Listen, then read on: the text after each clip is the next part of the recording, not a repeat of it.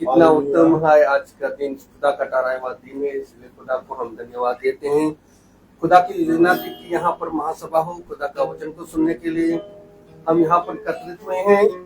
आइए उसको आदर महिमा दे। पहले हम लोग प्रार्थना में जाएंगे, इसके बाद गीतों में, इसके बाद गवाही में, इसके बाद वचन की ओर जाएंगे। मैं दादी से कहूंगी प्रार्थना में अगुवाई करें।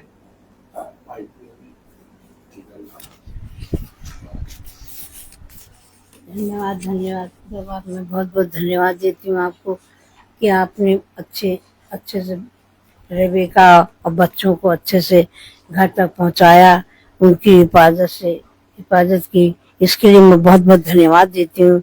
जितना धन्यवाद दूँ उतना ही कम है। और बच्चे सब अपने अपने गए हुए हैं, उसी तरह से अच्छे से आए।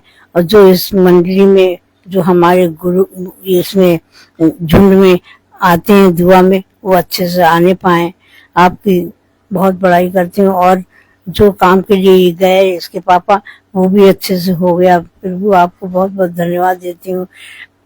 एक खुदा बाप सब पर रक्षा करिएगा, उनके बच्चों को आने जाने में रक्षा कीजिएगा। बहुत दूर गए हुए हैं, उनकी हिफाजत करना मैं तो ये कह भी नहीं सकती, लेकिन आप खुद देखने वाले मेरे प्रभु। मैं दिल और मन से दुआ मांगती हूँ, मेरी दुआ सुनना, कबूल करना। आमीन। आइए हम लोग गीत में जाएंगे। आशीष तुझसे चाहते हैं, ईश्वर के पिता हम आते हैं। 22 गीत नंबर 22, पेज नंबर 74, गीत नंबर 22। आशीष तुझसे चाहते हैं, ईश्वर के पिता आते हैं। आशीष तुझसे चाहते हैं, ईश्वर के पिता आते हैं। कोई हमको अपनी ताकत खाली दिलों को लाते हैं, खाली दिलों को लाते हैं। ईश्वर के पिता आते हैं। आशीष तुझसे चाहते हैं, ईश्वर के पिता आते हैं।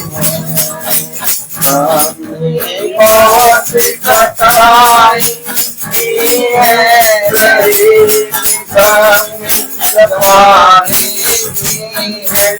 हमने बहुत कटाई की है, रही हमने सफाई की है।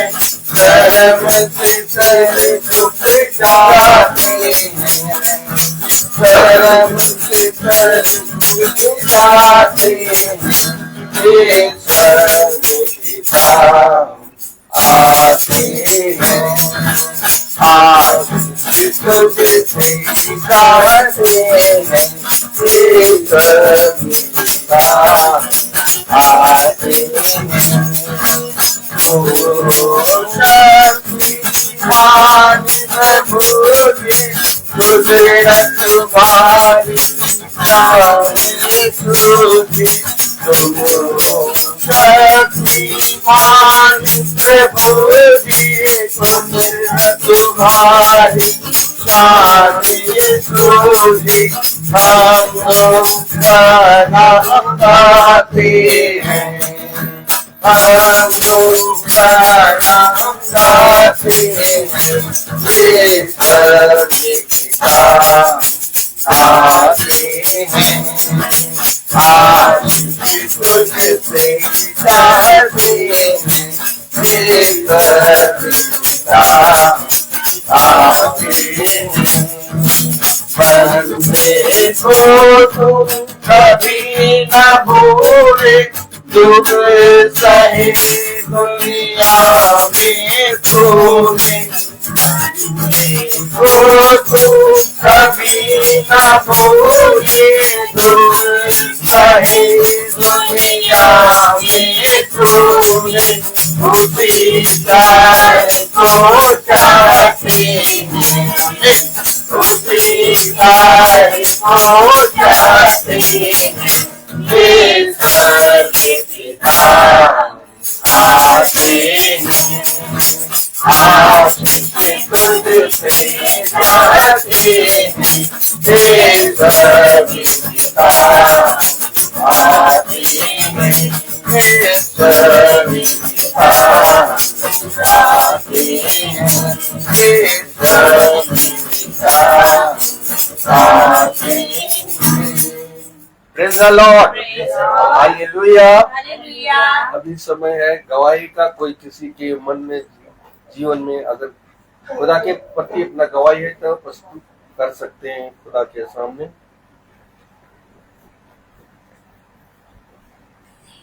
सभी को praise the Lord. Praise the खुदा का लॉर्ड। धन्यवाद देते हैं कि हम खुदा के देवरी में फिर आने वाले हो पाए और हम अच्छे से सही समय पे पहुंचने वाले हो सके, इसके लिए हम अपने खुदा का धन्यवाद देते हैं।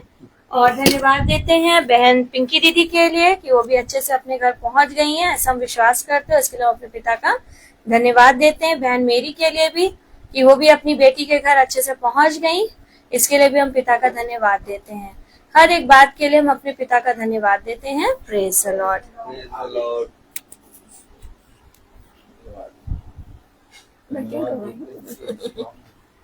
अच्छा खुदा का धन्यवाद देते हैं कि भैया भी आ गए हैं, बॉबी जिया जी आ गए हैं, बिल्कुल सही समय पे आए हैं और अच्छे से खुदा उनको भी लेकर आया। हम लोग ने प्रार्थना में रखा कि भाई जिया जी अच्छे से आए। पता चला कि वो आज आ रहे थे घर और सच में खुदा ने अपने समय पे उनको पहुंचाया। इसके लिए भी मैं पिता का धन्यवाद देती हूँ। अंकल की एसी ठीक हो गई है और हम लोग आराम से एसी में बैठे हैं, इसके लिए भी मैं खुदा का धन्यवाद देती हूँ। हाँ प्रेज़ द हर लॉर्ड। बात के लिए खुदा का धन्यवाद देते हैं क्योंकि सच में बहुत ही करुणा में पिता है हमारा और वो जानता है कि हमें किस किस चीज की किस किस समय जरूरत रहती है और वो अपने बलवान सामर्थ्य दाहिने हाथ से उन चीजों को पूरा करता है। मैं सच में खुदा का धन्यवाद देती हूँ कि आज जो सुबह जैसे ही मेरी आंख खुली 2:30-3 बजे का समय था और मैंने सबसे पहले पिंकी दीदी के लिए और मेरी सिस्टर के लिए प्रेयर में रखा कि उन लोग अच्छे से जाएं, अच्छे से पहुंचे, खुदा मार्ग में उनकी रक्षा अगुवाई करें। और उसके बाद जब कविता दीदी का फोन आया तो उसने बताया कि जिया जी आ रहे हैं, प्रार्थना में रखना कि वो भी आज आ रहे हैं, उनके लिए भी प्रार्थना करना। हम लोगों ने कहा बिल्कुल। और देखिए क्या ही अद्भुत समय कि जैसे ही हम खुदा की डेवरी में पहुंचे वैसे ही वो भी घर के अंदर आए और अच्छे से पिता उन्हें लेकर आया। इसके लिए भी हम खुदा का धन्यवाद देते हैं। Praise the Lord. Praise the Lord. अब ये समय होगा वचन की ओर चलने का और हम भाई से निवेदन करेंगे कि वो हमें वचन की ओर लेकर चले जिसके हम भूखे और प्यासे हैं, ताकि उस मन्ने को हम खाएं और तृप्त हो जाएं। Praise the Lord. Praise the Lord. कितनी उत्तम बात कि हम सब पिता के वचन में इकट्ठा हुए हैं और उसके पवित्र वचन को हम सब सुनने पा रहे हैं।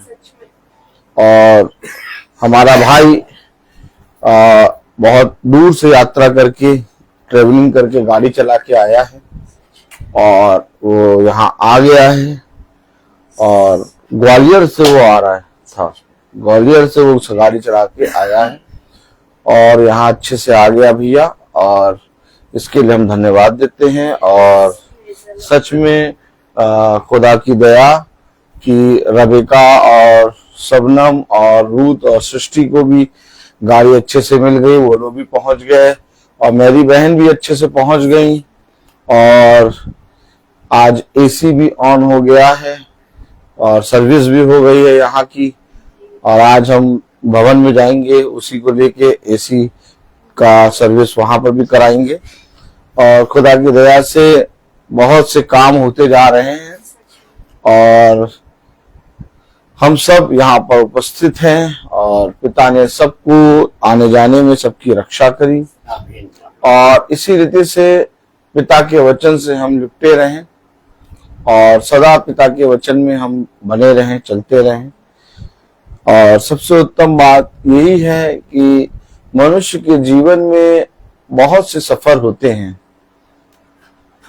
खुदा का वचन कहता है कि जब तुम घर से बाहर जाते हो और जब भीतर आते हो तो मैं तुम्हारी सहायता करूंगा। आमीन। हमेशा जब हम बाइबल पढ़ते हैं तो उसमें हम देखते हैं कि मार्ग में चलते उठते बैठते मैं तेरी रक्षा करूंगा। हम देखते हैं कि खुदा का कलाम कहता है, वचन कहता है कि मैं तेरे आगे आगे अपने दूत को भेजूंगा, वो मार्ग में तेरी रक्षा करेगा। और हम देखते हैं कि जिंदगी में हम एक सफर नहीं कई सफर करते हैं, लेकिन हमारा विश्वास पता नहीं क्यों जब बहुत से काम आते हैं तब हम पिता के निकट आते हैं। ऐसा क्यों नहीं होता कि हम प्रतिदिन पिता के वचन में बने रहें? क्योंकि अगर हम ये जान लें कि हमारा ये जीवन ही एक सफर है, तो हम हमेशा पिता से आराधना करेंगे, स्तुति करेंगे, महिमा पिता की से विनती करेंगे कि पिता हमें सदा अपनी सामर्थ्य में बढ़ाए। Praise the Lord, hallelujah. ऊपर की चाबी बाहर टंगी थी, तुमने कहा था। Praise the Lord. तो धन्य वो मनुष्य जो पिता की देवड़ी पर प्रतिदिन बना रहता है। और हम देखते हैं कि दुनिया में बहुत से उतार चढ़ाव आ रहे हैं, और हम इन सारी बातों को जब अपने जीवनों में सुनते हैं तो ऐसा क्या करें हम कि हम अपने जीवन में पिता की ओर से उत्तम फलों को प्राप्त करें? ऐसा क्या करें? देखिए, हमेशा याद रखिए, हम सब प्रार्थना करते हैं, बाइबल पढ़ते हैं, लेकिन जो बाइबल में लिखा है उस लिखे हुए को हम अपने जीवन में कितना ग्रहण करते हैं, ये उस पर निर्भर करता है। एक प्रचारक आपको प्रचार करके, आपको पिता के वचन को बता के, आपको पिता के वचन में चलने और उसमें बढ़ने की लिए एक सहायक बन सकता है, लेकिन ये आपके ऊपर डिपेंड होता है कि आपने उस लिखे हुए वचन को जो आपने स्वयं पढ़ा है कितना ग्रहण कर रहे हैं। क्योंकि मेरे प्यारे भाई बहनों, जितना ज्यादा हम पिता के वचन को ग्रहण करेंगे उतना ज्यादा हम फलवंत होंगे। आइए हम वचन को आदर और महिमा देने के लिए अपने स्थानों पे खड़े होंगे और हम निकालेंगे प्रेज़ द लॉर्ड यूहन्ना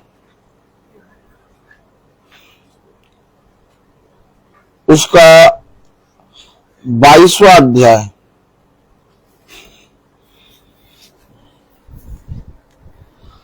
और 15वां अध्याय, यूहन्ना 15वां अध्याय और उसकी 22वीं आयत।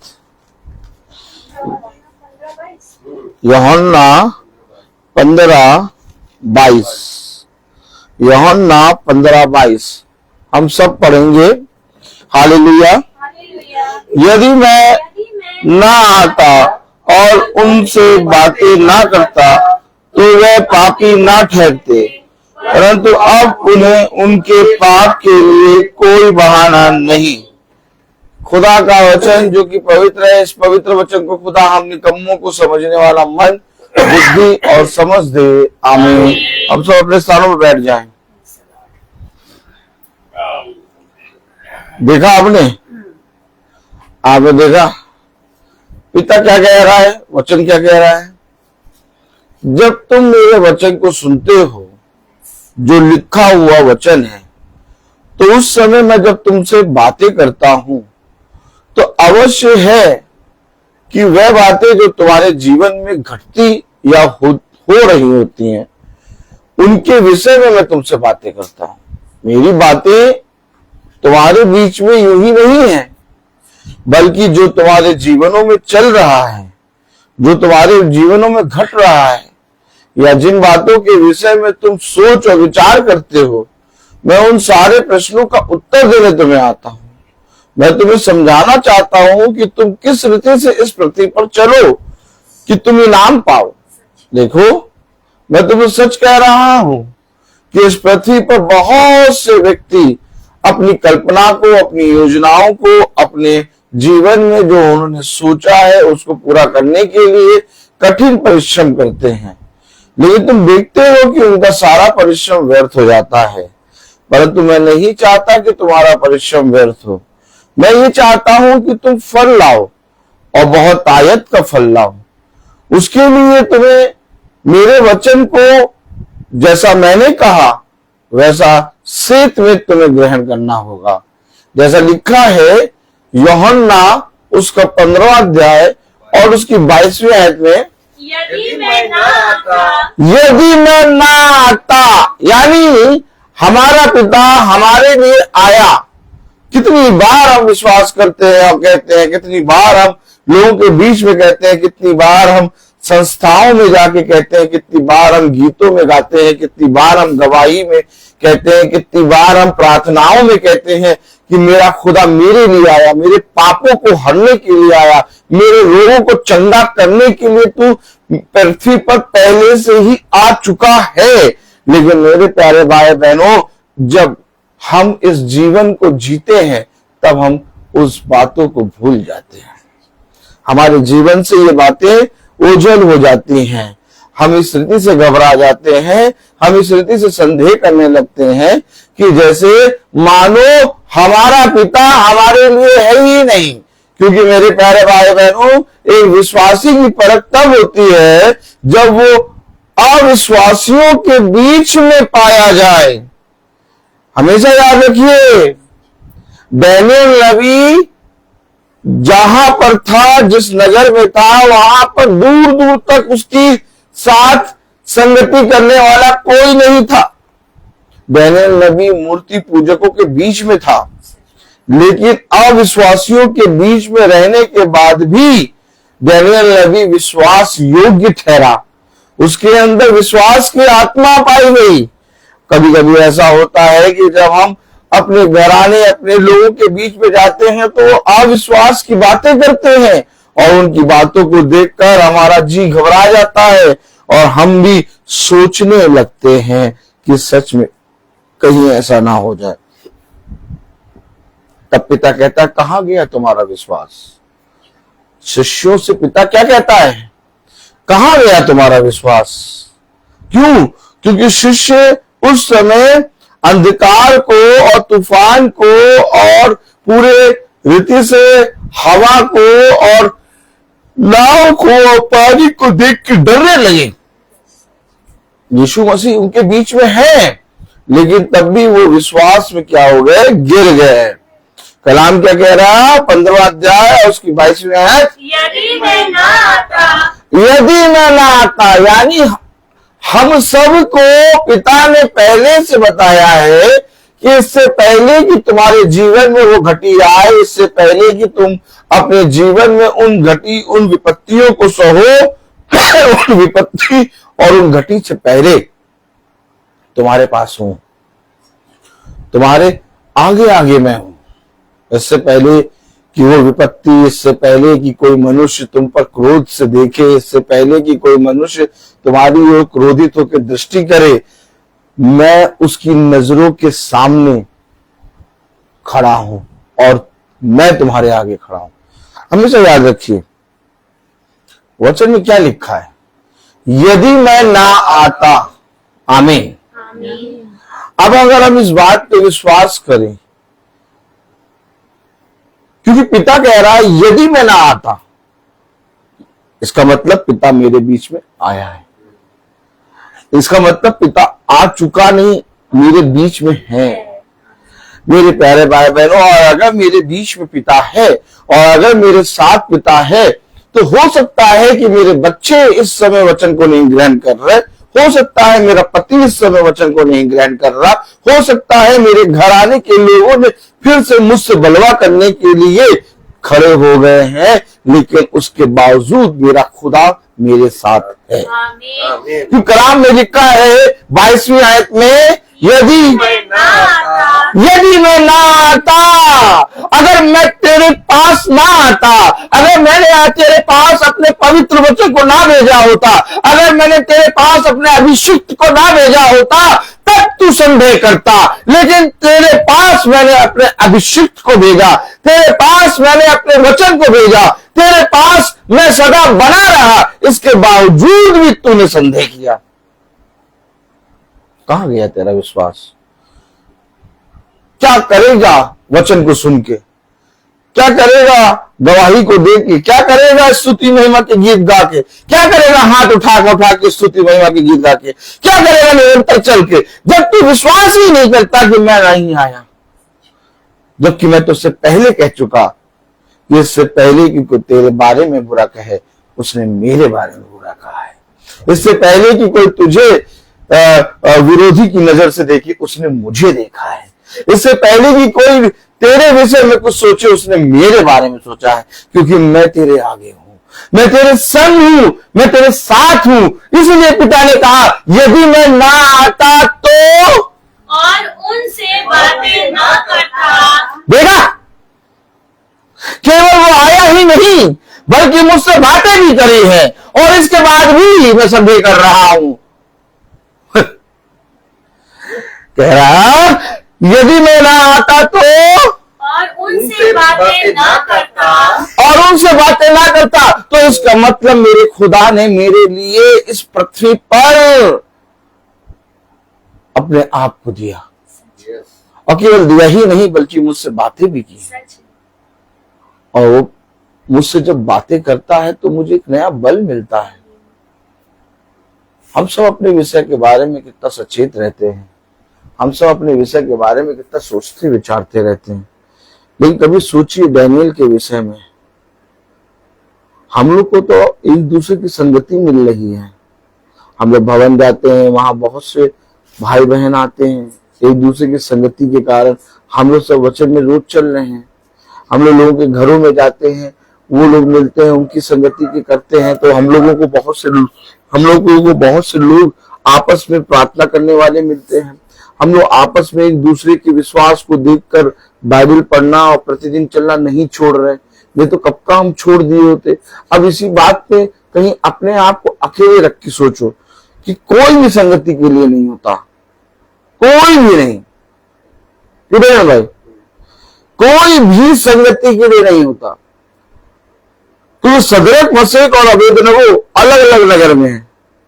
जहां पर डैनियल रखा गया है वहां पर सदरक मशेक अबेदनगो भी नहीं है, और डैनियल जहां पर है वहां पर कोई भी वचन को जानने और विश्वास करने और कोई भी वचन में चलने वाला नहीं, क्योंकि डैनियल के विषय में कहा गया कि डैनियल मूर्ति पूजकों के बीच में रहा। अब आप बताइए, दूर दूर तक कोई संगति करने वाला नहीं।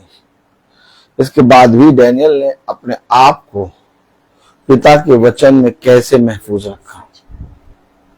और कभी अपने बारे में सोचिए कि अगर ये संगति ना हो, अगर कोई भी भाई कोई भी बहन ना हो, मैं और केवल बाइबल हो, तो केवल कितने दिन तक बाइबल को पढ़ के अपने आप को विश्वास योग्य बनाता हूं। हमारे पास संगति है, हम लोग चलते उठते बैठते एक दूसरे से मिलते हैं, हम लोग एक दूसरे के विश्वास को देखते हैं, हमारा विश्वास बढ़ता है। हाँ, बहुत सी बातों में हम डगमगा जाते हैं, फिर हम अपने भाइयों को देखते हैं, अपनी बहनों को देखते हैं, तब उनको देख कर फिर हमें बल आता है। और इस तरह से हम प्रभु के वचन को पढ़ते पढ़ते, प्रभु के वचन में चलते चलते, एक दूसरे को देखते देखते प्रतिदिन चलते हैं। लेकिन थोड़ा सोचिए उनके विषय में जिनके पास कोई भी जना नहीं है सिवाय बाइबल के, सिवाय यीशु मसीह के, लेकिन उनसे कभी मिलिए, उनका विश्वास भी बहुत दृढ़ है। मेरे प्यारे भाई बहनों, ऐसा क्यों है? हम आखिर क्यों बार बार डगमगाते हैं? आखिर हम क्यों बार बार संदेह करने लगते हैं? कोई हमसे दो शब्द क्या कहता है, हमारा विश्वास चला जाता है। कोई हमसे बड़ी आवाज करके, ऊंची आवाज करके कुछ भी बोल क्या देता है, हमारी ओर दृष्टि करके हम डर जाते हैं, हम भयभीत हो जाते हैं, हम सोचने लगते हैं अब क्या होगा, कैसे होगा, कैसे मैं चलूंगा, कैसे मैं जाऊंगा, क्या करूंगा, ये कैसे हो गया। ये बातें समय समय पर, थोड़े थोड़े समय पर तुम्हारे साथ घटेंगी। और ये क्यों घटेंगी? ये इसलिए घटेंगी क्योंकि शत्रु समय समय पर, थोड़े थोड़े समय पर तुम्हें ठेस दिलाने आएगा और बार बार तुम्हारे पास आकर तुम्हें जांचना चाहेगा कि कहीं और कभी और किसी जगह कहीं ना कहीं इसका विश्वास ढीला पड़े और मैं इस पर अटैक करूं। मेरे प्यारे भाई बहनों, कितने ही धर्मी लोग मार्ग पर चलते चलते मार्ग से बिखर गए। अब वो बाइबल भी नहीं पढ़ते, मालूम आपको? याजक की तरफ देखें, अब वो बाइबल भी नहीं पढ़ते। पहले वे बाइबल पढ़ते थे, प्रार्थना करते थे, स्तुति आराधना करते थे, लेकिन वे लोगों के बीच में इस तरह से डर गए, घबरा गए कि उन्होंने पूरी संगति क्या, उन्होंने बाइबल को पढ़ना और वचन से प्रार्थना करना ही छोड़ दिया। आपने ऐसे लोगों को देखा है? देखिए, कभी बहुत से लोग ऐसे होते हैं जो बहुत आयत से बाइबल पढ़ते और वचन में चलते और बहुत आयत से प्रार्थना में लगे रहते हैं, लेकिन जब लोगों का दबाव आता है, उन पर प्रेशर आता है, जब वे उनको बार बार उनके उस मार्ग के विषय में, जिसपे वो प्रभु के मार्ग पर चल रहे हैं, उस मार्ग के विषय में जब लोग उनको बार बार आके बोलने लगते हैं, तो वे अपने आप को थोड़ा गिरा हुआ, अपने आप को थोड़ा सहमा हुआ, अपने आप को पूरी रीति से लज्जित फील करते हैं और इस तरह से वो पिता के विश्वास को खो देते हैं। और फिर वो जो खोते हैं तो फिर वो इतने ज्यादा दूर हो जाते हैं कि उनको चिड़न आने लगती है। एक होता है व्यक्ति जो वचन को नहीं जानता, एक होता है व्यक्ति जो वचन को जानने के बाद दूर जब हो जाता है तो वो धर्मी मनुष्य को देखकर, यानी प्रभु के वचन में चलने वाले को देख के दूर से ही उसके अंदर क्रोध आ जाता है, तिलमिलाने लगता है। हमेशा याद रखिए, बड़ी बात यह नहीं कि मैंने पा लिया, क्या बड़ी बात ये नहीं कि मैंने पा लिया,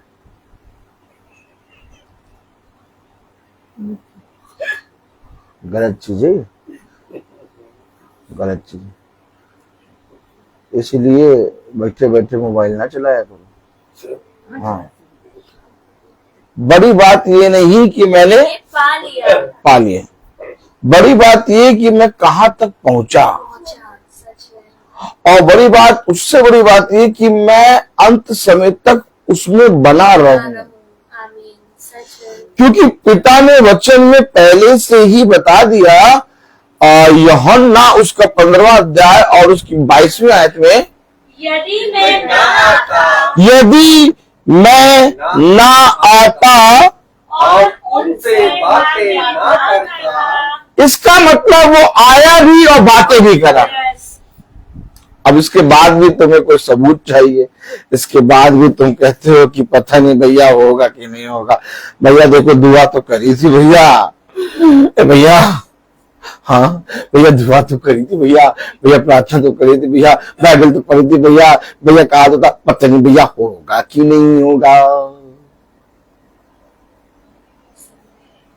क्या होगा कि नहीं होगा? अब जब बाइबल में लिखा है कि वो आया और बातें भी की, उसके बाद भी हम कहें कि होगा कि नहीं होगा। आपको मालूम है, बहुत से हमारे जीवन में, बहुत ध्यान से सुनिएगा, याजक को देखिए, कभी भी ऐसा होता है कि हमारे जीवन में, जैसे मान लेते हैं एक दिन में 100 काम है, क्या एक दिन में 100 काम, मान लिया एक दिन में हमारे पास 100 काम है और हम 100 कामों को प्रार्थना में याद रख रहे हैं और उसमें से 100 में से एक भी नहीं होता, तो हमें क्या होता है, संदेह हो जाता है, या प्रार्थना भी करी, वचन में भी रोज चलते हैं, तब भी कोई काम ही नहीं हुआ। क्या कहते हैं? कोई काम नहीं हुआ, काम नहीं हुआ, नहीं कोई काम नहीं हुआ। मतलब थे कितने? 100। अरे 100 में से कम 10 तो होते। क्या 100 में से 10 तो होते। मजा आती कि नहीं आती? मजा आती कि नहीं? भाई बजाइएगा ये, ठीक। 100 में से 10 तो होते, लेकिन एक भी काम नहीं हुआ। और जब एक भी काम नहीं हुआ तो वो पता नहीं प्रभु सुनता भी है कि नहीं सुनता है। कितनी बार कहते रहते हैं आपने, आज रिजर्वेशन हो गया तो यूं कर रहे हैं, नहीं तो ऐसे कहते पता है नहीं प्रभु भी सुनता है कि नहीं सुनता है। इतनी प्रार्थना करते हैं। शब्द याद रखिए, गवाही भी नहीं दी आपने, चलिए अब याद में दे दीजिएगा। और सबको मिठाई मिलेगी, रिजर्वेशन हो गया। तो सोचिए कि कितनी बार हम कह देते हैं पता नहीं प्रभु सुनता भी है कि नहीं सुनता, जबकि हम प्रतिदिन वचन को सुनते, हम प्रतिदिन वचन में चलते, प्रतिदिन हमारे जीवन में वचन की संगति है, इसके बाद भी हमारे शब्द संदेह के भरे होते हैं। अब उनका क्या होगा जो प्रतिदिन वचन को सुनते ही नहीं, जो प्रतिदिन वचन में चलते ही नहीं, तो उनके शब्द कैसे होंगे? फिर हम उनके शब्दों को सुन के कहते थे, कोई कैसे कहते हैं, ये नहीं कह देखते कि हम क्या कहते हैं, क्योंकि हमारे ऊपर एक लेखा आता है। क्या आता है? लेखा आता है। लेखा क्या होता है? यानी कि आपको जो दिया गया, आप जितना ज्यादा वचन को पढ़ेंगे, आप जितना ज्यादा वचन को जानेंगे, आप जितना ज्यादा प्रार्थना की संगति में बनेंगे, उतना ज्यादा आपसे लेखा लिया जाएगा कि तुम इतना आए, तुमने इतना वचन सुना, तुमने अपने जीवन में किया क्या। अब ऐसे कि नहीं, जैसे क्लास में 50 बच्चे हैं, 50 बच्चे में से एक बच्चा जो है वो हमेशा किताब खोल के पढ़ता ही रहता है, बाकी सब बच्चे बात कर रहे हैं, वे कर रहे हैं, मार रहे हैं एक दूसरे को लात घूसे हैं। पता चला कोई सब्जेक्ट का टीचर नहीं आया तो वो लोग आनंद मना रहे हैं, बच्चे आनंद मनाते हैं। आज अगर मालूम चल जाता है कि वो टीचर नहीं आया तो टीचर के ना आने में खुशी मनाते हैं। और मेरे पास जब बच्चे आते थे तो अरे सर आज 2 पीरियड आएंगे, टीचर नहीं आया, म्यूजिक में आएंगे, म्यूजिक में आने के लिए। लेकिन बहुत से बच्चे ऐसे होते हैं जो टीचर नहीं आता तो कॉपी किताब खोल के पढ़ते हैं। तो उस क्लास में उस टीचर को ये विश्वास होता है कि ये बच्चा बहुत पढ़ता है, इसके नंबर अच्छे आएंगे, और उसका विश्वास हुआ होता है। उससे उसका रिजल्ट जब आता है, रिजल्ट बच्चों का आता है, वो सब किसी का रिजल्ट नहीं देता, वो उस बच्चे का रिजल्ट देखता है, देखो कि कितने नंबर आए। हमें याद रखिए। ठीक इसी तरीके से हम लोग जो रोज वचन में बैठ रहे हैं, हम लोग जो रोज लोगों के सामने गवाह बन रहे हैं, हम लोग जब बैठते हैं वचन में, हम लोग सब बैठे कितने जने हैं? खुदा 1 2 3 4 5 6 7, हम लोग प्रेजेंट टाइम में वचन में बैठे हैं 7, और आत्मिक रीति से बहुत से भाई बहन जुड़े हुए हैं। ठीक है, हम लोग शारीरिक और आत्मिक रीति से यहाँ बैठे हुए हैं, लेकिन बहुत से भाई बहन आत्मिक रीति से भी जुड़े हुए हैं। तो हम लोग सब जो बैठे हुए हैं, हम लोगों को रोज लोग देखते हैं, कम से कम 400-500 लोग रोज देखते हैं। तो वो देखते क्या है? वो वचन को नहीं देखते, वो बाइबल नहीं देखते, वो ये देखते ही कह क्या रहे हैं, और ये जो कह रहे हैं ये उसके अकॉर्डिंग चल रहे हैं कि नहीं। एक अविश्वासी कभी भी बाइबल नहीं पढ़ेगा, वो डायरेक्ट उस व्यक्ति को देखेगा जिस पर उसको ये विश्वास होगा कि ये व्यक्ति वचन को जानता है, और वो सीधे देखकर उसके आचरण को, उसके व्यवहार को देखेगा कि ये वचन को जानने के बाद ये कैसा है, और यहीं से उसका आना तय होगा, और यहीं से उसका गिरना तय होगा। आज बहुत से लोगों के गिरने का कारण क्या है? आज बहुत से लोगों का वचन को ना जानने का कारण क्या है? आज बहुत से लोगों का वचन को ना जानने का कारण क्या है? क्योंकि उन्होंने पास्टरों को देखा, याजकों को देखा कि वे प्रचार कर रहे हैं पुलपिट से, और प्रचार करने के बाद जब वे उतर रहे हैं तो उनसे भी गंदे काम वे कर रहे हैं। और ऐसा नहीं कि कलीसिया या संस्था को या लोगों को ये बात मालूम नहीं है कि वो कैसे काम कर रहे हैं, साफ दिखता है। और वो जब उस कामों को देखते हैं तो कहते हैं कि प्रचारक अर्थात जो वचन को जानते हैं, जब वे इतने गंदे काम करते हैं तो हम तो भैया अपनी प्रार्थना कर लेते हैं और हमें पिता ने बहुत अच्छा रखा। इसीलिए वचन में लिखा है कि तुमने मेरी प्रजा को तितर बितर कर दिया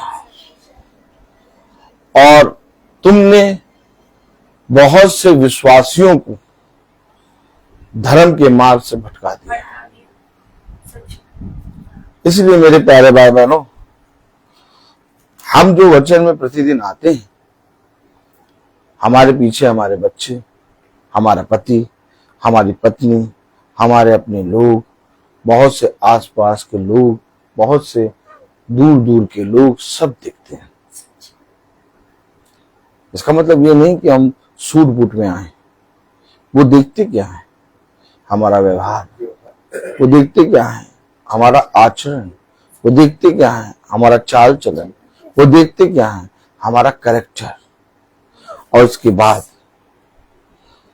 हम जब लोगों के बीच में जाते हैं और उनके बीच में बैठकर जब हम उनकी समान बातें करते हैं तो वो धीरे धीरे अंदर ही अंदर मुस्कुराते हैं कि देखो ये तो प्रतिदिन मीटिंग में जाते हैं और देखो हमारे साथ ही रह के बुराई कर रहे हैं, हमारे साथ ही रह के ऐसी बातें कर रहे हैं।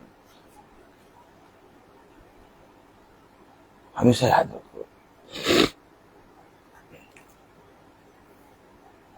वो हमारे बीच में आया और ऐसा नहीं है कि चला गया। वो हमारे बीच में आया और हमसे बातें की। तब कलाम में लिखा है, यूहन्ना 15वां अध्याय और उसकी 22वीं आयत, यदि मैं ना आता और उनसे बातें ना करता तो वे पापी ना ठहरते। देखा, अगर मैं नहीं आता और बातें भी ना करता तो तू पापी भी नहीं ठहरते। लेकिन मैं आया, मैंने तुमसे बातें की। इसलिए मेरे प्यारे भाई बहनों, हमेशा याद रखो, हमेशा याद रखो, स्वर्ग का राज्य दूर नहीं है, बल्कि स्वर्ग का राज्य तुम्हारे सामने है। क्योंकि वो जो आया और तुमसे बातें की वही स्वर्ग का राज्य है। उसने कहा मैं यहां अपने पिता के कामों को करने आया हूं। उसने कहा मैं तुम्हें पृथ्वी की बातें नहीं बल्कि स्वर्ग की बातें बताता हूं। तो जब वो आया और बातें की तो उसने कहां की बातें की? उसने पृथ्वी की बातें नहीं करी, उसने स्वर्ग की बातें करी। और वो जो आया वो पृथ्वी का नहीं था, वो स्वर्ग का था और स्वर्ग का है और स्वर्ग का रहेगा। इसलिए जो आया वो स्वर्ग का है, जो वो बातें करता है वो स्वर्ग की है। और अगर हम उन बातों में और उसके साथ प्रतिदिन बने रहते हैं तो हम स्वर्ग में हैं। इसलिए हमें किसी की बात बुरी नहीं लगती, इसलिए हम बहुत जल्दी सबको क्षमा कर देते हैं। इसलिए भला हमारे जीवनों में प्रतिदिन प्रतिदिन अंधकार बना रहे, चाहे हमारे जीवनों में प्रतिदिन दुष्ट काम करता रहे, पर चाहे राज्य के लोग हमारे चारों ओर आक्रमण कर दें, लेकिन इसके बाद भी हम विश्वास में बने रहते हैं। क्यों? क्योंकि वो जो आया और वो जो बातें करी, वो बातें और उसके साथ हम ऐसे मग्न रहते हैं कि हमें अपने जीवन के उस घटी का, उस कलेश का ध्यान भी नहीं रहता। कभी कभी ऐसा होता है हमारा मन बहुत निराश हो जाता है, कभी कभी ऐसा मन लगता है कि हमारे ऊपर कलेश का दुख के पहाड़ और दुख का बादल टूट गया है, लेकिन इसके बावजूद उसकी उपस्थिति और उसकी बातों ने हमें संभाला है।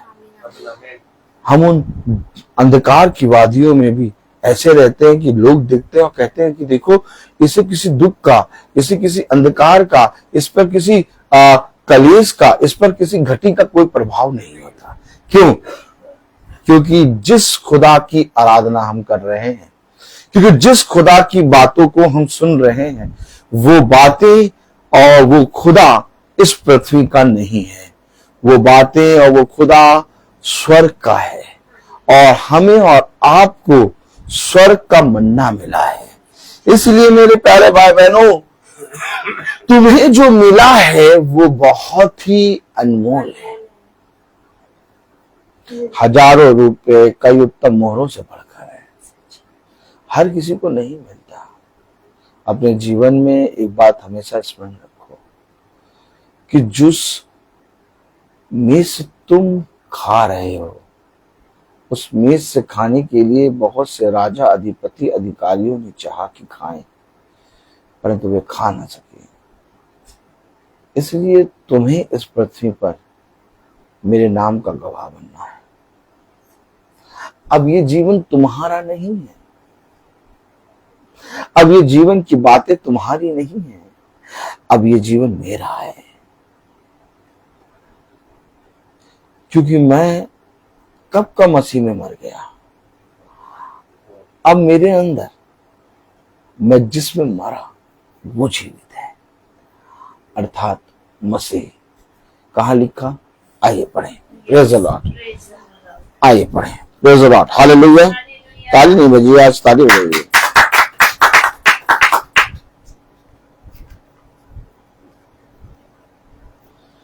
रोमियो 6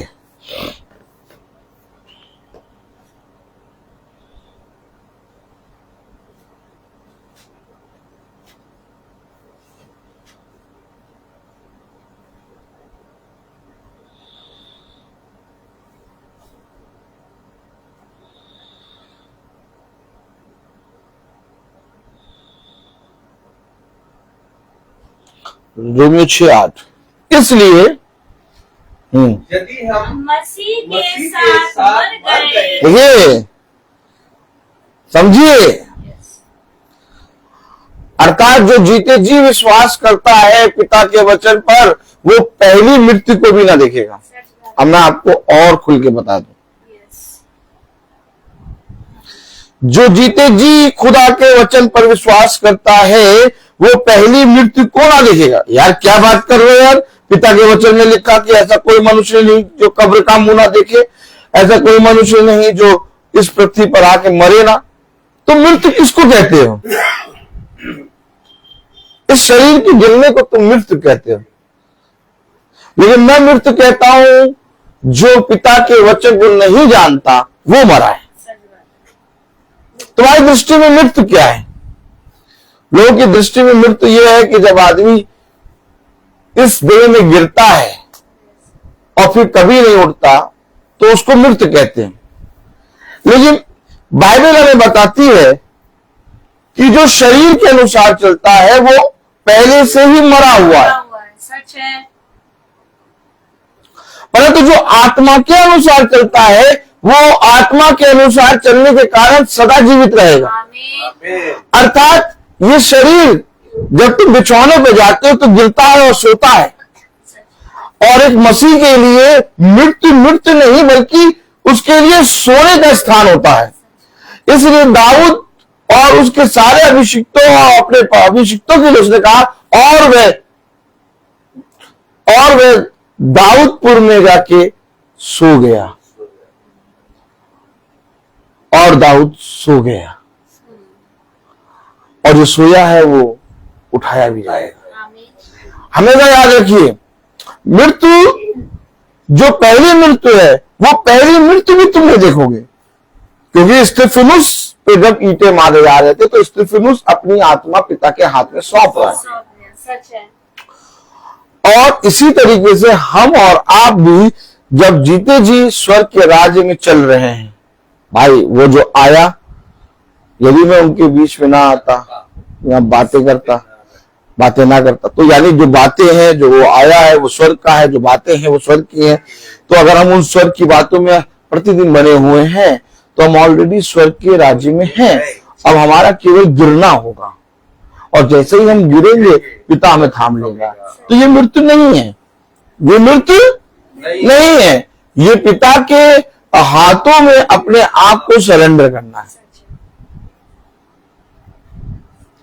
लेकिन जो पिता के वचन को नहीं जानता वो ऑलरेडी मरा हुआ है, वो मृत्यु है, क्योंकि वो गिरेगा और फिर कभी नहीं उठेगा, वो मरा है। तो कलाम में लिखा है, वचन में लिखा है, रोमियो उसका 6वां अध्याय और उसकी 8वीं आयत में क्या लिखा है? इसलिए इसलिए हम यदि हम मसीह के साथ मर गए, क्या? इसलिए यदि हम मसीह के साथ मर गए, जब हम बपतिस्मा लेते हैं तो हम लिटाए जाते हैं पानी में। लिटाए जाने का मतलब है हम गाड़े जाते हैं, पानी में हम लिटाए जाते हैं और यीशु मसीह के नाम में हम उठते हैं। यानी हम गाड़े गए, अब हम उठ गए, यानी हम गाड़े जा चुके हैं।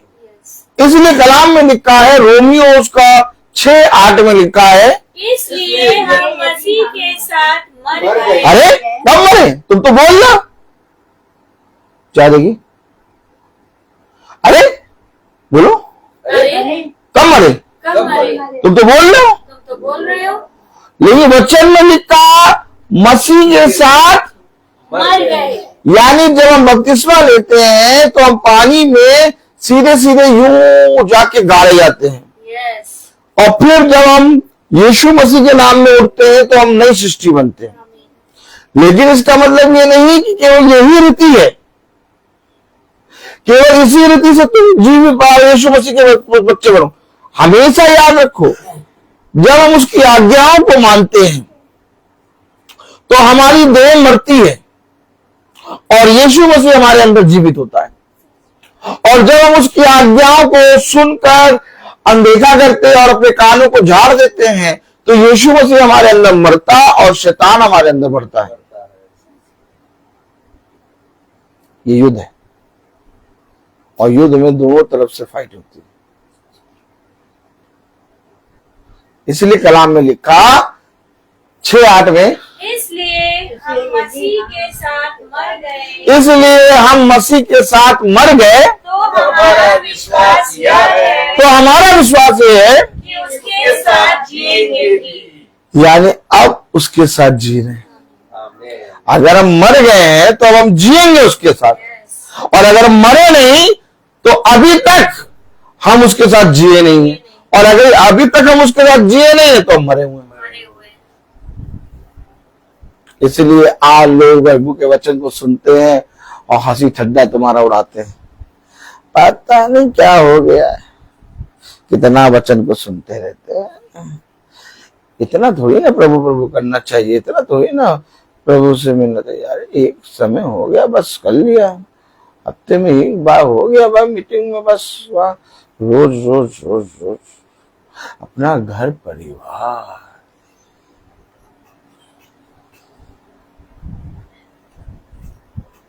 अरे अपना घर परिवार भी तो देखना चाहिए।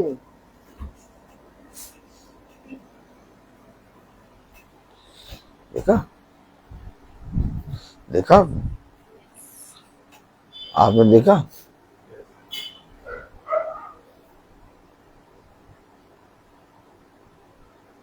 जब हम दारू पीते थे, क्या जब हम दारू पीते थे तो परिवार कुछ नहीं कहता था, तो परिवार कुछ कहता आओ पियो।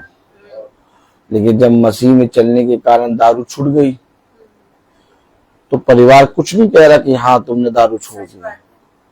जब हम निराश रहते थे तो परिवार कभी भी आके हमारा हाथ पकड़ के नहीं पूछता था निराश क्यों हो। लेकिन आज जब हम खुश रहते, हंसते रहते, तो कोई आके नहीं कहता कि तुम खुश हो, बल्कि सब कहते हैं पता नहीं क्यों खुश रहते हैं इतना। जब इनसे बोलो तो ये हंसने लगते हैं। मतलब वो चाहते हैं कि तुम रो, वो चाहते हैं कि तुम पियो, वो चाहते हैं कि तुम अंधकार में रहो। जब तुम ऐसे रहते तो अच्छे दिखते। आपने देखा, आपने देखा वो परिवार है क्या? वो परिवार है क्या? जब खुदा ने मुझे चंगा किया, जब खुदा ने मेरे अंदर से बुरी आत्माओं को निकाला, जब मेरे खुदा ने मुझे बिछौने पर अच्छी मीठी नींद दी, जब मेरे खुदा ने मेरे चेहरे पर एक तेज दिया, जब मेरे पिता ने मुझे एक हंसमुख चेहरा दिया, पिता ने मेरे बंधनों को तोड़ दिया, जब मैं उस अंधकार से निकल गया, तो ये कह रहे पता नहीं कैसे चलता है।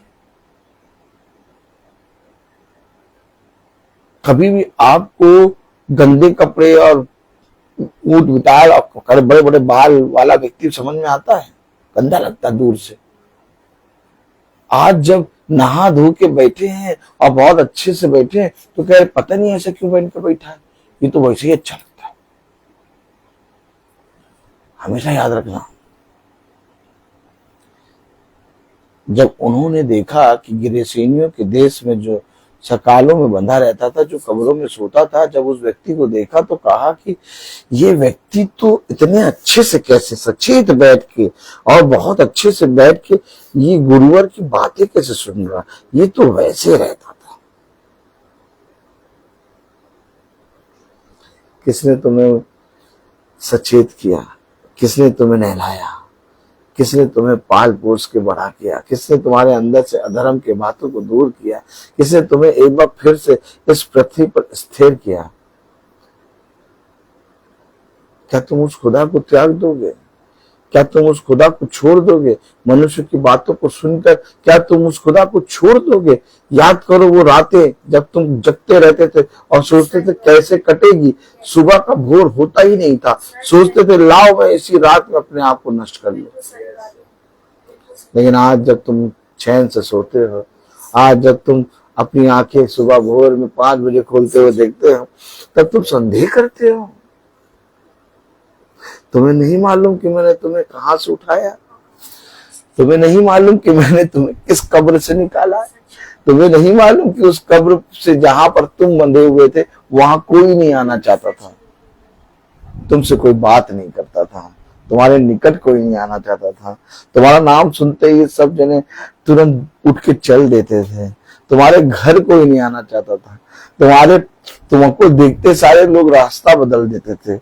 और आज जब तुमको मैंने अपना नूर दिया, आज जब तुम लोगों के बीच में मेरे गवाह बन रहे हो, तब तुम मुझसे पूछते हो कि प्रभु तूने मेरे साथ अच्छा नहीं किया।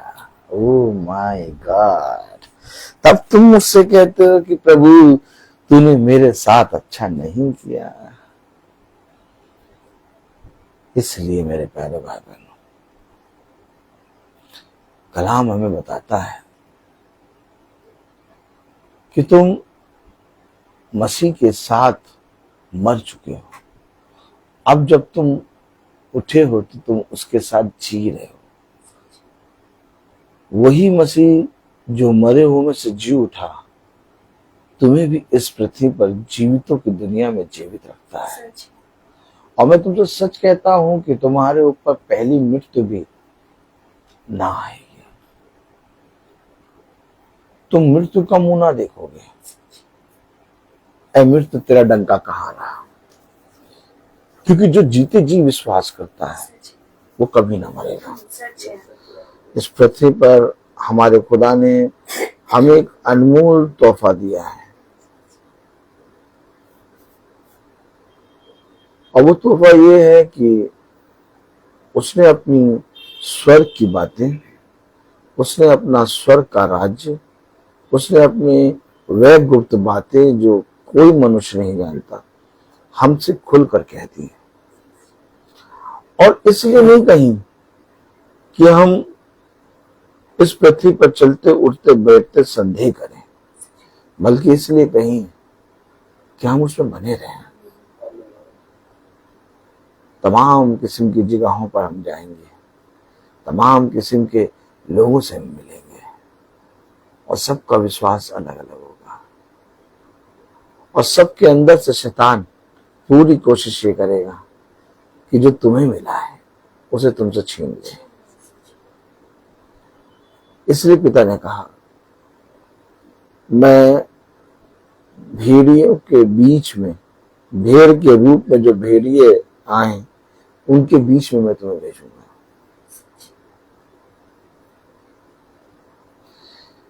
इससे तुम्हें चौकस रहना है, इसलिए तुम्हें ढाढ़स बांधना है, इसलिए तुम्हें दृढ़ रहना है, इसलिए तुम्हें अटल रहना है, इसलिए तुम्हें संदेह नहीं करना है, इसलिए तुम्हें हर दिन हर क्षण मेरे वचन में स्थिर रहना है। देखो, बहुत जल्द तुम मुझे रूबरू देखोगे। आज तो मैं तुम्हें धुंधला धुंधला दिखाई दे रहा हूं, परंतु एक दिन होगा जब तुम मुझे रूबरू देखोगे। इसलिए बुद्धिमान है वो मनुष्य जो उस समय के लिए अपने आप को तैयार करता है। बुद्धिमान है वो मनुष्य जो स्वर्ग की बातों पे कान लगाता है, और बुद्धिमान है वो मनुष्य जो मेरे वचन में प्रतिदिन बना रहता है। देखो, ये दिन ढलते जाएंगे, ये साल, ये महीने, ये गिनती बदलती जाएगी। समय का चक्र कभी रुकेगा नहीं, परंतु एक समय आएगा जब ये सब कुछ नष्ट किया जाएगा, लेकिन तुम कभी नष्ट ना होगे, क्योंकि जिस रीति से तुमने पृथ्वी पर रहते हुए मुझ पर सदा विश्वास किया और मुझे हमेशा तुमने पहचाना, वैसे ही मैं भी अपने पिता के सामने तुम्हें पहचान लूंगा। देखो, जो कोई प्रेम करता है उसे खुदा पहचानता है। इसलिए इस पृथ्वी पर हमेशा अपने बैरियों के लिए भी प्रार्थना करो, और जब भी तुम्हारे जीवन में कोई कलीस, कोई बुराई, कोई घटी या तुम्हारे काम जो अभी तक नहीं बने और उलझे हुए नजर आए, उस समय हल्का सा आकाश की ओर देखकर एक मुस्कान मारना, क्योंकि उस समय मैं तुम्हारे विश्वास को और बढ़ाऊंगा। क्योंकि देखो, तुम्हारा पिता जो स्वर्ग से तुम्हें देख रहा है वो तुम्हें निहार रहा है, और इसका मतलब तुम्हें अभी और दृढ़ होना है। इसका मतलब तुम्हें अभी और बढ़ना है। जब तुम उस कलेश को, उस विपत्ति को, उस निंदा को सुनो, तब आकाश की ओर देखकर मुस्कुराना और पिता को धन्यवाद देना और कहना कि हाँ मेरे पिता, मैं तेरे वचन में और मरने के लिए, और प्यारे खुदा तेरे वचन में चलने के लिए, और तेरे वचन में निंदा सुनने के लिए तैयार हूं। तब पिता का वचन कहता है, क्या तू तैयार है? तैयार हो जा। क्या कहता है? स्थिर हो जा, याद बांध, इधर उधर मत देख, मैं तेरी सहायता करूंगा। जीवन के अंत समय तक मैं सदा तेरे साथ रहूंगा। देख, ये संसार और संसार में के लोग भला तेरा साथ छोड़ दें, परंतु मैं कभी तेरा साथ ना छोड़ूंगा और ना ही मैं तुझे कभी त्याग दूंगा। मैं बोलता हर चीज का। तो आइए हम प्रार्थना में चलेंगे, और मेरा निवेदन है बहन शीला से कि वो प्रार्थना में अगुवाई करें। Praise the Lord.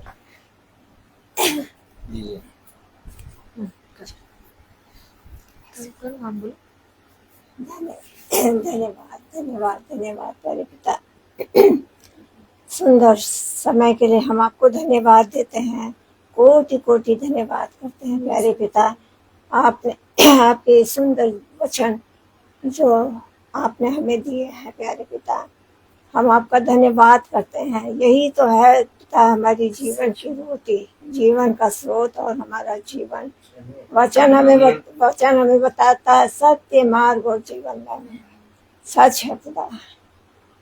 तेरे से ही हमारा जीवन है, तेरे बिन हमारा कोई वजूद नहीं है खुदा बाप।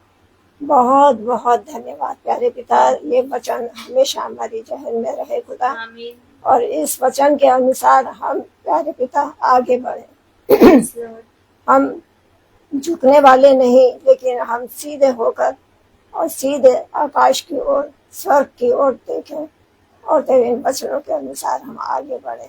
हमें वो सामर्थ्य दे पिता, हमें वो बुद्धि दे। हम निर्बल हैं, कमजोर हैं पिता, तू जानता है, तू सब कुछ जानता है पिता। लेकिन यही सच है पिता कि वचन के द्वारा तू बात करता है हम सबसे, और हमारी आत्मा को छू लेता है। हम बहुत धन्यवाद करते हैं। एक एक वचन हमारी आत्मा को छूने वाला होता है प्यारे पिता। तेरे बिन तो हम एक पल सांस भी नहीं ले सकते मेरे पिता। धन्यवाद करते हैं, यही हमारी जीवन की रोटी है। और जीवन तेरा वचन ही प्यारे प्रभु हमारा जीवन है। सच में वचन के द्वारा तू हमारे साथ हर पल रहता है। हमें डरने की कोई बात नहीं प्यारे पिता। जब भी हम कमजोर पड़ते हैं, निर्बल हो जाते हैं प्यारे पिता, लेकिन अपने वचन के अनुसार अब जो भी वाचा तूने हम मनुष्यों से बांधी है प्यारे पिता, तो उसको पूरी करता है। सच तो हाथ पकड़ के हमें सीधा खड़ा करता है और हमारे डर को दूर करता है। ये हम महसूस करते हैं अपने जीवन में प्यारे पिता। दिन प्रतिदिन तो हमें ये रोटी देता है जीवन की। हर भोर होते ही और संध्या होते ही अपने पवित्र वचन को तो हमें देता है खुदा। और जिस दिन हम वचन नहीं पढ़ते हैं प्यारे पिता, ऐसा तो पहले ना था, लेकिन जब से हमने वचन पर ध्यान दिया और तूने जब से हमें समझ बुद्धि दी पिता, और जैसे हम वचन में बढ़े हैं, तो एक दिन हम बिना वचन के रह नहीं सकते खुदा। सच है। सच कहते हैं प्यारे पिता, वचन के लिए हम भले हम यहाँ साथ में नहीं पहुंच पाते हैं प्यारे पिता, आप मनों को और दिलों को जांचने वाले हैं। आप जानते हैं कि हम समय से वचन के लिए बैठ जाते हैं, जैसे भूखा प्यासा इंसान बैठ जाता है खाने के भोजन के लिए, इस तरह हम वचन के लिए बैठ जाते हैं। सच है। और वचन के द्वारा हम तुझसे बात करते हैं और तू हमसे बात करता है। हम बहुत धन्यवाद देते हैं, ये आपने हमारे लिए इंतजाम किया है खुदा, और हम आपका धन्यवाद करते हैं, धन्यवाद करते हैं। और यही प्रार्थना हम सभी भाई बहनों के लिए, अपने बच्चों के लिए और सभी भाई बहनों के लिए, सबके लिए, सारी सृष्टि के लोगों के लिए करते हैं खुदा, कि ये वचन आपका जन जन तक पहुंचे प्यारे पिता। Yes Lord. सच है प्यारे पिता परमेश्वर, क्योंकि यही हम सबकी जीवन की रोटी और जीवन का स्रोत है। यस। यही हमारा जीवन है। आमीन। हम प्रार्थना करते हैं आपका ये वचन सारी सृष्टि में, चारों दिशाओं में, कोने कोने तक पहुंच पाए। यस। और कोने कोने से, चारों दिशाओं से तेरा वचन और तेरा पवित्र नाम खुदा तेरे स्वर्ग सिंहासन से भी ऊंचा ऊंचा और बहुत ऊंचा होने पाए। आमीन। हर एक के मन को परिवर्तन कर खुदा, सच है। हर एक के मन को परिवर्तन कर, क्योंकि पिता तू सब कुछ कर सकता है, मनुष्य से कुछ नहीं हो सकता है। सारी सामर्थ तुझ में है मेरे खुदा। हम इस योग्य भी नहीं है, लेकिन पिता सच में जब हम अपने बीते कल को देखते हैं खुदा, तो हम यही सोचते हैं खुदा, हम किस अंधकार में थे, हम कहाँ थे, उस मैले कुचैले स्थान पर कीड़े के समान तूने हमें उठाया अपने हाथ से। सच में। तूने आज हमें किस मुकाम पे पहुंचा दिया। सच में। इसके लिए हम आपको धन्यवाद देते हैं थैंक यू जीसस। खुदाबाद, सच में। और आपसे क्या मांगे, हम यही दुआ करते हैं हम सबके लिए, आपकी प्रजा के लिए, एक एक जन के लिए, नाम बनाम सबके लिए खुदा।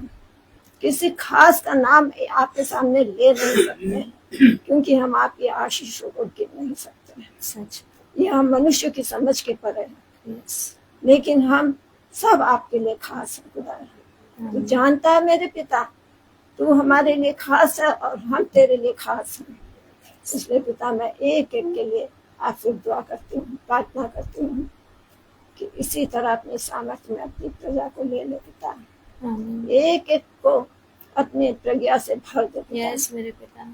तूने कहा यदि बुद्धि की कमी घटी हो तो मुझसे मांग। यस। देख मैं तुझे बहुतायत से उद्धारता के साथ देने वाला तेरा खुदा हूँ। यस। और आज आपसे यही सबके लिए मांगते हैं। सच। एक एक को अपनी प्रज्ञा से भर देता। आमीन। और वचन के द्वारा सबसे बात कर। आमीन। सारी महिमा, आदर, सम्मान, स्तुति, आराधना, प्रशंसा सिर्फ खुदावन आपको मिले। आमीन। सिर्फ आपको। आमीन। आप बढ़े, हम घटे खुदा। सच में। यही हमारी दिल से प्रार्थना है, विश्वास के साथ। और इस प्रार्थना को हम आपके प्यारे बेटे हमारे खुदाबंद यीशु मसीह के नाम से मांगते हैं। सुनिए और ग्रहण कीजिए। आमीन। हे हमारे पिता, तू जो स्वर्ग में है, तेरा नाम पवित्र माना जाए, तेरा राज आए, तेरी इच्छा जैसे स्वर्ग में है वैसे इस पृथ्वी पर भी पूरी हो। हमारा प्रतिदिन का आहार हमें दे, और हमारे अपराध हमें क्षमा कर, जैसे हमें अपने अपराधियों को क्षमा करते हैं, और हमें परीक्षा में न डाल, परंतु बुराई से बचा, क्योंकि बादशाह, कुदरत, महिमा, जलाल सदा आपकी है। आमीन। अब हमारे खुदावन यीशु मसीह का फजल, खुदा आपकी मोहब्बत, पाकलू की रिफाकत और शराकत हम में से हर एक विश्वासी दिन के साथ अब से लेकर अनंत काल तक होती रहे। आमीन। धन्यवाद धन्यवाद धन्यवाद सारी आशीषों के सूत्र धन्यवाद धन्यवाद धन्यवाद धन्यवाद सारी आशीषों के सूत्र धन्यवाद सारी आशीषें हालेलुया आती ऊपर से हालेलुया धन्यवाद धन्यवाद धन्यवाद सारी आशीषों के सूत्र धन्यवाद।